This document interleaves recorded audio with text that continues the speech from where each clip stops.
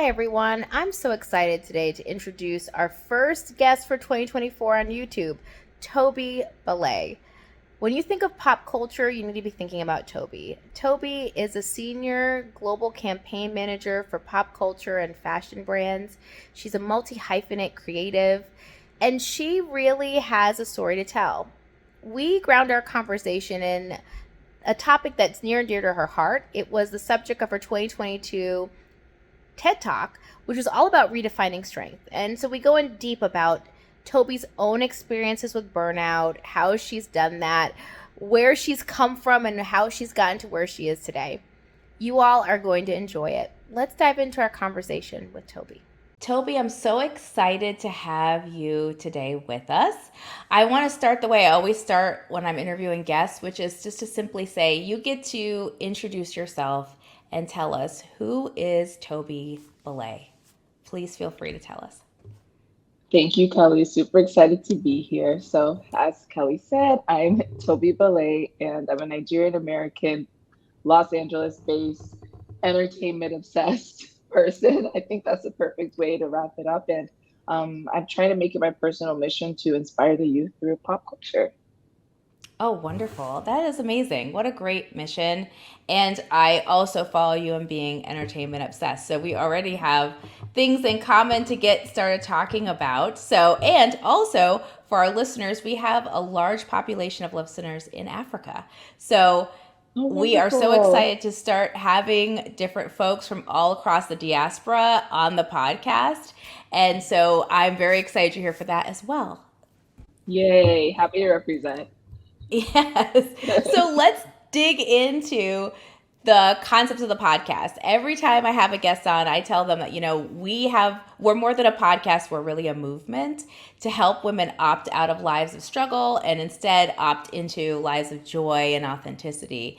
And so as a part of that, I believe, and I started the podcast because I really saw that there's a lot of myths in our culture about Blackness and particularly about Black womanhood that would lead someone to believe that their life is just meant to be one of struggle. And so I always like to ask folks, this podcast was about my own journey to opting out. And so by doing that, I reduced burnout and really kind of reset my life to be more about the things that I want it to be about that brought me joy. And so I always ask people, my first question is tied to the work that you do in your mission, right? How have you personally opted out and left struggle behind in your life? How has it shown up? Have you had burnout? Those are the kinds of things I'm interested to hear from you.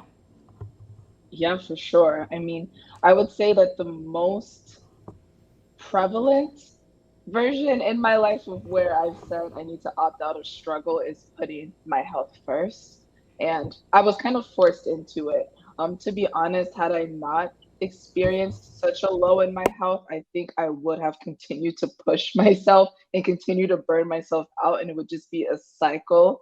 And so it kind of feels like it was God telling me, this is your opportunity to change things. Like my whole life, people have been telling me to slow down, take life easy, make sure that I put myself first. But I always put my hunger to accomplish things, my fear of losing what I had if I wasn't giving 110% above my own personal health and my needs. And then in October of 2021, when I essentially experienced burnout, both mentally, physically, and emotionally, a lot of weird things started to happen with my body. And I think whether or not you are a hypochondriac, and I'm sure you had your own different experiences when you were experiencing burnout, Kelley, it's like your body's not doing the things that it should be doing. And you start to notice, like, it starts to kind of pull you away of the different things you're doing during the day because you're starting to add question marks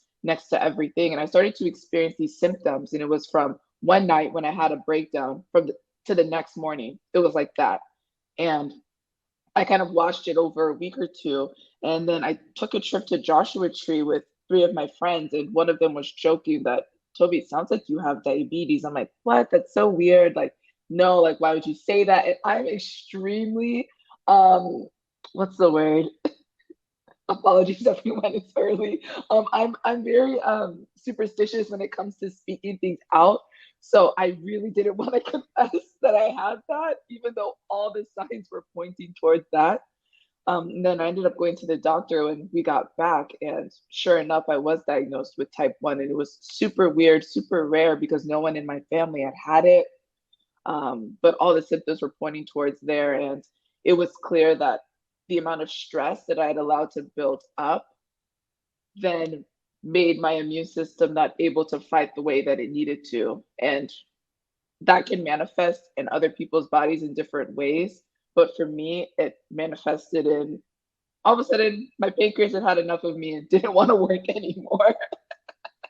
So it was at that moment and in the weeks following, and I talk about this in my TEDx talk and some other conversations that I've had at universities or with people like you and platforms like this, that it's like, had I not had that moment, I would have kept working in the way that I was. And it was kind of a wake up call to be like, eh, sure, different environmental factors and things can come into play, but if a situation like this happened because I didn't take other people's advice and I was kind of living up to the stereotype of the strong Black woman, thinking that I wasn't going to be accepted in any other way, it was only going to continue to result in my health getting worse and worse. So I had to make the decision to opt out of struggle and, have the courage to really focus on my health and take a step back and ensure that on a day-to-day basis, I was putting my personal health above other things so that I could show up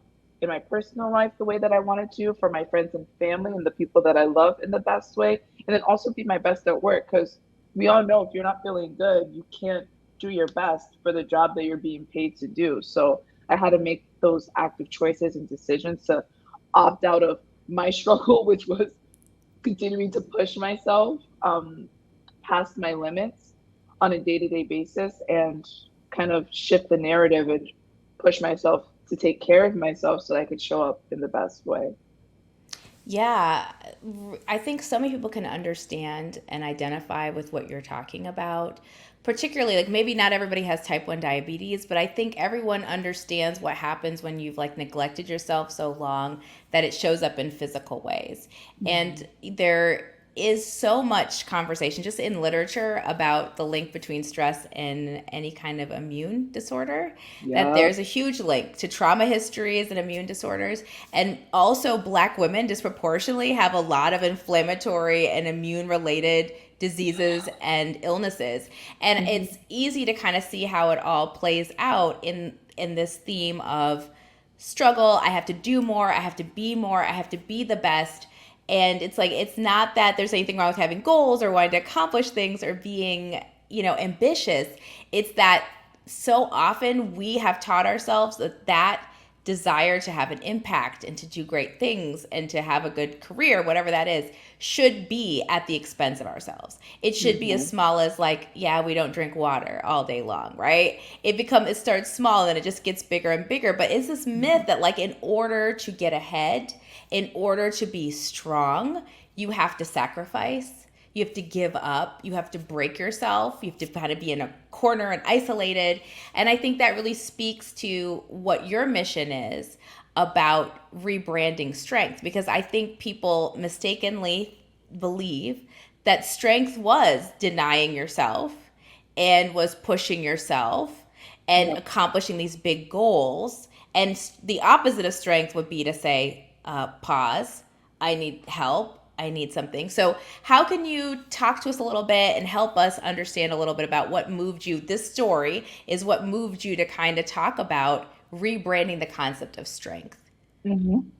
So it's exactly what you said. Unfortunately, as Black women, regardless of what generation you were brought up as a Black woman in, um,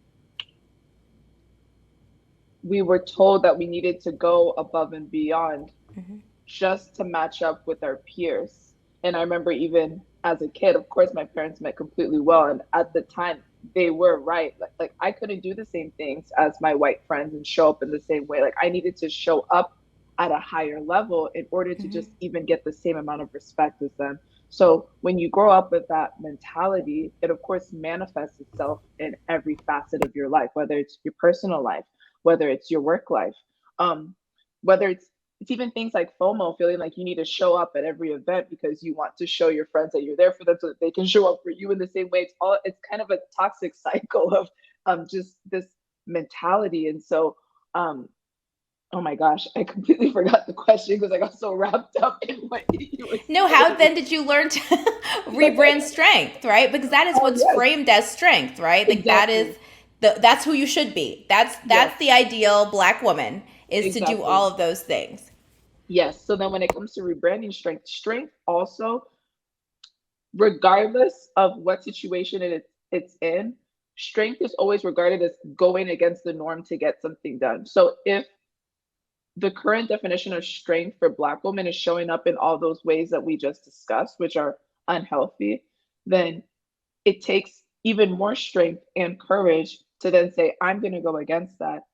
And I'm going to rebrand strength as having the courage to choose myself and to show up for myself so that I can then be the best version of me rather than the perfect version and rather than society's version of strength of me in these situations. So in terms of rebranding strength, that's how I see it. It's not necessarily that strength is different for everyone, and you showing up strong in your life is going to look different than me. So when it comes to rebranding strength, it's, I think for all of us, especially as individually as Black women, it means making an active choice to show up for yourself, regardless of what the society around you is defining as how you should show up, because that's their definition of strength and for you, and it's society's, and it's been what's put on us for generations and generations, and has caused so many issues and has allowed us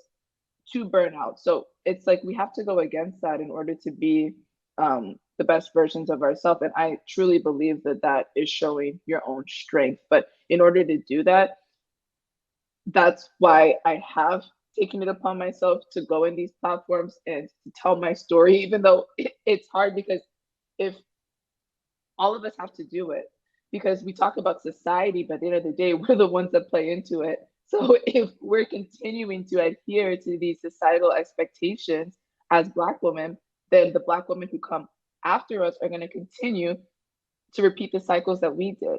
So it's imperative that you and I, and we speak to one another and we speak to the other Black women in our community, and we hold ourselves accountable for rebranding strength for ourselves so that the Black women around us and in our communities can then replicate that for themselves. And that's when it becomes a societal movement. Yeah, you're absolutely right. I mean, part of it is just being honest about our own challenges and our own struggles in order to have a roadmap for people to leave it behind, to rebrand, as you say, rebrand strength, or opt out of that narrative that Mhm. has you killing yourselves. And that's what's really happening as our community, is that we are actively harming ourselves in the name of some false belief and some false description that we're going to be strong, and it's not true, it's not accurate, and it Mhm. keeps us from really the things that matter. I mean, ultimately what's really sad about burnout, and I say this all the time, is that it will stop you from doing the thing that you love. Is I that if it's know. bad enough and it lasts long enough, you, even temporarily, you can't do the thing you love anymore. That's the heartbreak of burnout. And so it Mhm. is a need to say, it's not tomorrow. We don't wait next month. We need to do it now. We need to work on being honest, have the conversations, bring the awareness, because now is the time. And if we don't do it 100%. now, we don't know, who knows what's going to happen. Exactly. We don't have a later, and it's crazy to think about. You're so right in what you say, that that's almost a way to kind of market it to people. It's like, if, like, ask them what they love, and if they don't want to lose that, it's critical then to not burn out. Like, I wish that I had thought about it that way, because then when I became so burnt out, and then when I did end up getting my diagnosis, the free time that I could have used to enjoy my hobbies, I then was using it to adjust to my new normal and to figure out how I was going to live my life, having this massive change in my health that was going to affect me from a day-to-day basis for the rest of my life. So it's just one of those things where we almost kind of have to sacrifice our own ego and our own fear in order to make sure that we don't have to sacrifice the things that we love later. Well said. It is a matter of sometimes the ego gets in the way Hmm. and it does stop. It's the enemy of us making any progress and having the Yep. things that we really actually want. So you're so right for that. And we talk about how strength is rebranded in your life professionally and how you are then opting into joy. Like, what does that look for you now? Clearly, we know where like the worst moment of your life was, and we know what the turning point was. But now, obviously, it seems like you've made some changes and had some epiphanies. How is that showing up in your professional life? For sure. I would be happy to expand on that. So, at the time of my diagnosis, I was in a professional environment that, while it might have been suitable for others, it wasn't suitable for me. But I believed because I had created this list when I was 19 of all the things that I was going to do, all the people that I was going to work with, the impact that I was going to have. I cared more about that pink sticky note where I wrote these goals down and making sure that I ticked off everything than caring about how my vision for what was important and what was going to be impactful had changed. So I had to make an active decision to opt out of that environment, even though on paper it's somewhere that people would never want to leave. To some people, it's like, oh my gosh, that's a career peak. Like, why would you want to go anywhere else? So I kind of took a different approach to my professional search than I had in the past. Before, what was most important to me was title, rank, clout, all these different things that were going to allow me to be perceived a certain way so that I could continue to climb the ladder in a way that was going to allow me to achieve what I wanted to do. But at the same time, I also wanted to make sure that I was going to be able to build a longer table for other Black women and other people like us to come up. So I had almost put this entire pressure of I have to do this. I have to volunteer as tribute in order to just get all these people up with me, which is kind of hard because it's like good intention was there, but the way that I was going about it was completely wrong. So I remember very clearly I had an Excel sheet, and instead of listing out the companies that I wanted to work at, I listed out the different things that I needed personally and professionally. So I said, what do I want culture wise? What do I want people wise? What kind of life do I want to live outside of work? What are the personal developments that I need to get within this next role? And then I used that for my search when I was interviewing for roles and when I was looking for what companies I wanted to work at. And so having my job search kind of become a personal development search rather than focusing on the company and the title allowed me to end up in the best role I've ever had. And the thing is, I ended up getting the higher title, the higher pay, working in an area that kind of combined all of my past skills. But the only reason why I got there truly is because I chose to opt out of the struggle of sacrificing myself and my well being just for another line on my resume, and instead focus on what I was going to get out of the role and how it was going to impact my life moving forward. And I wanted to really make sure that I was going to be in a position that younger Tobi would look at and say, ah, that's why I went through all these things in my life. This is what makes sense. This is where I was supposed to be in that moment. And I'm really thankful for that. And of course, no job is perfect. Of course, for me, working in entertainment, and I'm sure you who's entertainment obsessed can relate, it's not always glamorous and it comes with a lot of struggle in itself. But because I took to the search in a different way and I know why I'm there and the mission that I have to accomplish, it allows me to kind of remember that it's a blessing and I can have joy in that. But with every blessing comes a burden. But you just have to make sure that that burden does not become burnout. And the good thing for me is that I have a very recent example of what can happen if I put my work before my health and if I put everything else before my health. So with that in the rearview mirror, it kind of lights a fire under me to not repeat that again. And yeah, I mean that's kind of where I'm at. And I think another really important thing when it comes to blessings and having them be burdens, that's not a reason to like let that certain blessing in your life, whether it's work or relationship or even a city that you live in, take precedent over your own health. It's just a reminder that it's like you wanted this job or this relationship or whatever it is for a certain reason and you dreamt about it, but it's always going to come with some level of struggle. You just have to make sure that that struggle then does not cloud the blessing or the situation that you're in. Yeah, I think you mentioned a lot of really great things. One, nothing's perfect. And the thing about opting into joy, that doesn't mean that every day you're going to be skipping and jumping and, Mm-mm. loving your life, right? Like, I think that's what, I think we're saying the same thing in that phrase. Like, Yeah. you can have a great life. It doesn't mean joy does not mean you're going to be happy at all times and there's no stress that'll Hmm. ever come and there's no struggle or drama that happens. This is life. That's always there. But what is important is that if you start with joy, and I think you said this many different ways in that one response. The first way you said it was really powerful is that you said when joy is at the focus for you, you got the job, you got the title, you got the things that you wanted. And so many people, if that's like the only message I get across to people, is that when you center joy in your life, everything else comes. It's not the other way. We think it's the other way. We think like if I do all these things and sacrifice, oh, joy is on the other side.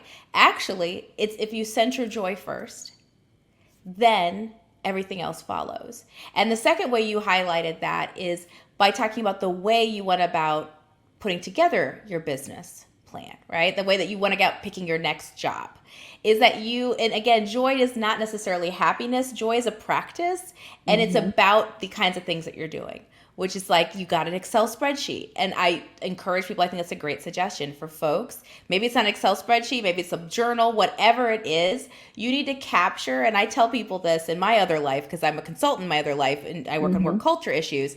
I say, when you're Mm. looking for a job, you need to start with the things that align with your values. You need to start about what can this job do for me personally Hmm. and professionally? How can I grow here? How can I develop? That's what leads to like picking a good culture fit for you and not ending up in a job you despise but has a great title, right? Being really savvy is another way of centering joy, is opting into joy. It's like, what do I need to be successful here and to feel good more days than not, right? And you really highlighted that in a very practical way. And I think that is what matters. At the end of the day, it's not that every day is perfect at your job, Hmm. because whatever job that is, if somebody's got that job, please call me. I will trade it in and I will quit all this. I Black will Girl send in my Burnout, who's wrapping resume. up, right? I'll start my Excel spreadsheet and we could just move right on over to that job. But there's no perfect job, right? But there is, when joy is at the center of your life, you ride out the not perfect days because you're Yeah. like, I'm very clear on why I'm here. And I'm very clear on what led me here. And I made this active choice to be here because ultimately it's more good for me than not. And I don't think we talk enough about that way of even looking for a job. And I think, and I just, as we wrap up this part, I'd really like to talk about that a little bit because I feel like there's a lot of cynicism around work, Hmm. that you've got to take terrible jobs to get to where you got to go. That's a myth. That you cannot achieve certain things unless you are buying into that struggle strength mentality, right? That it's all about sacrifice, it's all about losing sleep, losing time, being disrespected. That's the path to success. And I think you model very well. You've worked for some prominent brands. You model really well that doesn't have to be the case. And so, what Hmm. helped you change that narrative in your mind? Like, what was the moment that kind of switched it for you? I know you had health concerns, but like, what practically showed up for you? They're like, I'm going to do this differently this time around. Yeah.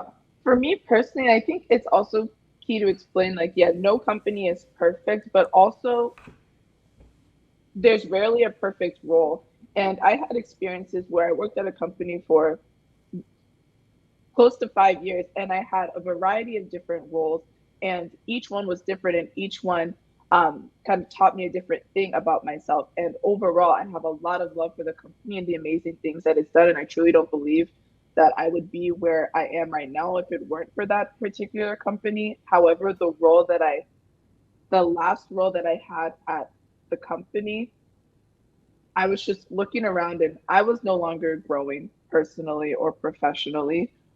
I knew and I had visibility as to what would happen when I was to get promoted. into different roles within that specific team or division.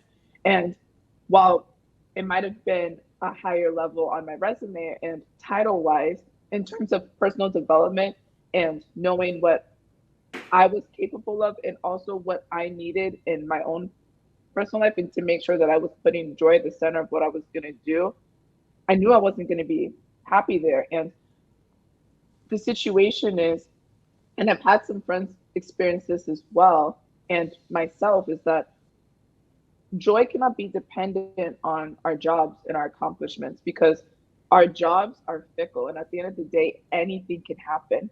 And if something were to happen to me or to you in your consulting job the next day, frankly, no matter how amazing we are, our jobs will be posted on the job board. Mm-hmm. So if I then put my entire worth in that one line of my resume, when things started to crumble and I started to have issues with my health, all of a sudden my entire base was rocked, because my joy was conditional. It was conditional as to how I was doing in my professional life.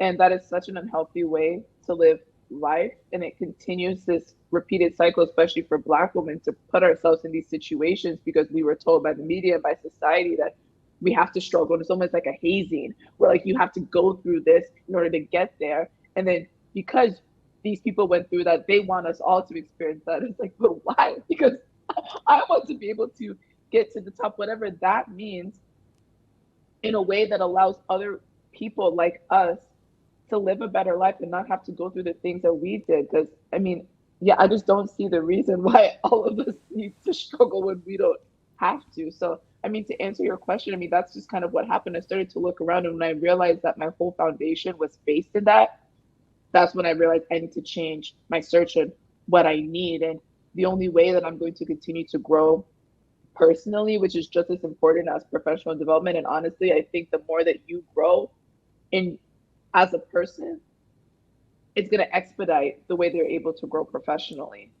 And so once I kind of changed what I was looking for in order to make sure that my joy wasn't conditional on how things were going in my 9 to 5, that's when then I was able to kind of remove myself from that situation, and I knew that it was time to go. Joy, true joy, cannot be solely centered on professional titles and your professional life and whatever accomplishments you may have in the professional realm. It does also mean that we have to have joy centered in our personal lives, even more so, to be able to understand where work should be and where our career should be and where our lives should be. And so that brings me to the question for you, which is, how do you cultivate joy in your personal life? Yeah, I mean, that's a great question. Honestly, it's about finding the good and the happiness in the little moments. And I think for a while, especially when I was very burnt out and leading up to um, my health struggles, I was very black and white, and I had a very high bar for excitement and happiness and joy. And I thought that unless I was having that extreme level of happiness, that then I wasn't joyful and I couldn't be happy. And I mean, as you said, like, life is hard, and every single day it's not going to be skipping and unicorns and rainbows. So I had to then start to look at my day-to-day life and find those pockets where I could truly enjoy myself no matter how busy I was. And I also had to make sure that these were things that I could experience by myself. Because, of course, hanging out with your family and doing things with my friends and going to restaurants, concerts, all these things that I love doing, while they're great, they're all based off of external factors. So that's the people that I'm with, where I'm going, where I'm traveling to.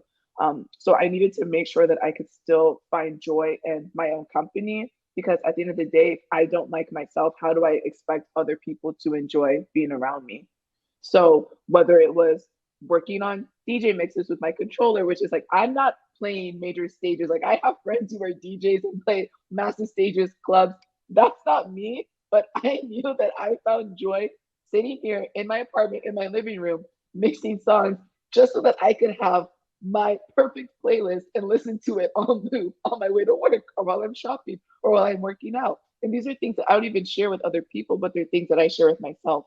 And I enjoy my own company and I enjoy this moment. Or even as someone who works in entertainment, I still love to consume it. I love going to the movies by myself. I love binging reality TV and then listening to the podcast and the discourse around these different situations and what they teach us about ourselves, especially as someone who uses pop culture to speak to audiences and speak to the youth and say, hey, you can really see yourself through these people, and then it can kind of teach you how to navigate these different scenarios. So like it's something that I enjoy taking part in and kind of allowing myself to escape into these different worlds and immerse myself there. And then also at the same time, kind of use it as a mirror back to society and kind of understand how to move in certain situations. So I just make sure to find these different things that I enjoy, and make sure that I'm able to enjoy them by myself so that then my joy isn't dependent on all the other different factors around me, because concerts get canceled, trips can fall into the cracks when your plane gets delayed, your flight gets canceled, and friends can't always show up for you the way that you want them to, because we're all going through our own situations. And it's like, I don't want my joy then to be based on whether or not I have plans every single day of the weekend, or for my joy to be completely removed from me if a friend has to cancel dinner because they have something going on in their own life. So, yeah, I just have to make sure that my joy isn't conditional on all these external factors, and that I'm able to engage in these different things that only involve myself and my own company, so that I can still then enjoy myself by myself, and then in all of these different hobbies and scenarios that I get to enjoy with my friends and family and people that I love. And yeah, I just really think it's important to love on yourself and to enjoy your own company, and that it's crucial to doing that in order to experience joy in your day to day life. Yeah, I really love that. It is the path to joy starts with yourself, anyways, right? You can't have joy and hate yourself at the same time. And it's really hard to do that. And tolerating your own company is, for some folks, is like a skill they have to learn. Some people it's easier than others, but it's such a powerful skill to unlock.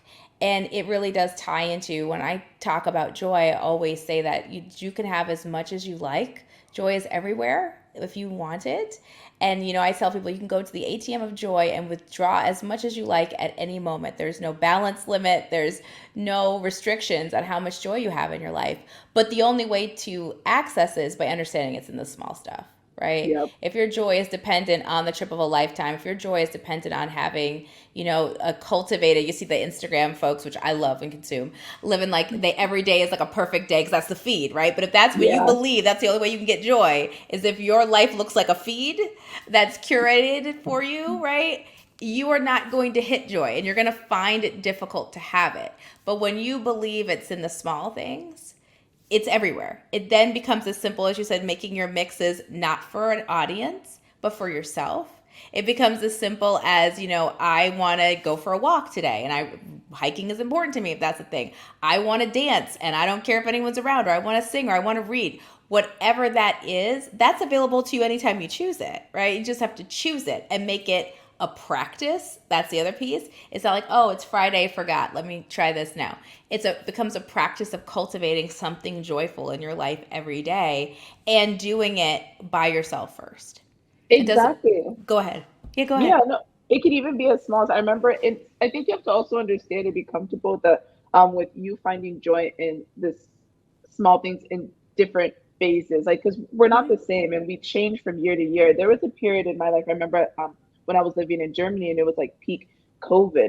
Joy for me meant at the end of the day, during this scary time when we weren't seeing as people as much, or working from home, my joy was lighting candles throughout my apartment and just sitting in the aroma and like turning my lights on. I had all these different LED lights. And that was just, I just found joy in my space because it was calming. I love the scent. It put me to sleep and made me feel calm. And that was just something very small. It was just lighting a candle. But then I go through some phases where on my 20-minute drive to work, where it's my one time of silence because I'm in meetings all day, I play like my playlist from my childhood, or even some of my like favorite songs at the moment, and I just blast them, and I'm having this dance party. I just take myself to a different place, and that's something so simple. You're not spending any money. I'm just playing music, but having that time with myself and just feeling so joyful um, in my own company, and just allowing yourself to kind of escape to this other place, even if it's right before you pull into the parking garage or work, it's important. And it sets the pace for the rest of your day. It really does. I mean, for me, having some kind of a morning routine has changed things for me, and it Yep. is joyful for me. But it is as simple as lighting a candle. It is as simple as taking a big breath.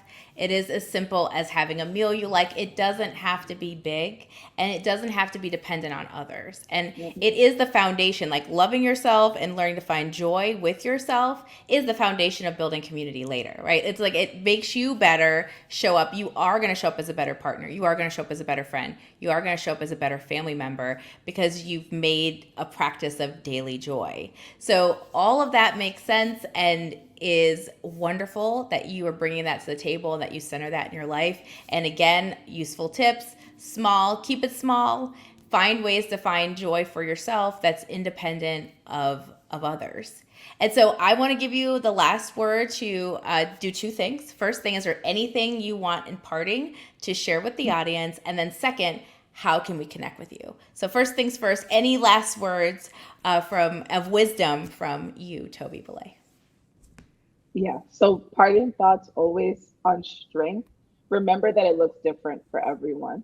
So really know yourself and take the time to address your own personal needs, and ensure that you put that at the center of everything that you do, because in order for you to show up the best for the things and the people that you love the most, you first need to show up for yourself. So I would love to leave you all with that. And it's a good reminder for me too, because as Kelley Yeah. said, we're not skipping every day. So I need to remind myself of that constantly. And so I'm so thankful for you, Kelley, and the Black Girl Burnout community for continuing to reiterate messages like this, because that's the thing. We need to hear them consistently in order to really digest them and to apply them to our own life. So super thankful to you for building this community for all of us listeners. And then you can find me everywhere on social media at Princess Tobi G. And for anything regarding all of my different endeavors, such as this, or where you can find other projects that I work on, the perfect hub for that is tobigbile.com. Wonderful. Tobi Gbile, so thankful that you came on and gave us her wisdom, and we're so supportive of all that you are doing. Thank you for coming on the podcast today. Thank you, Kelley.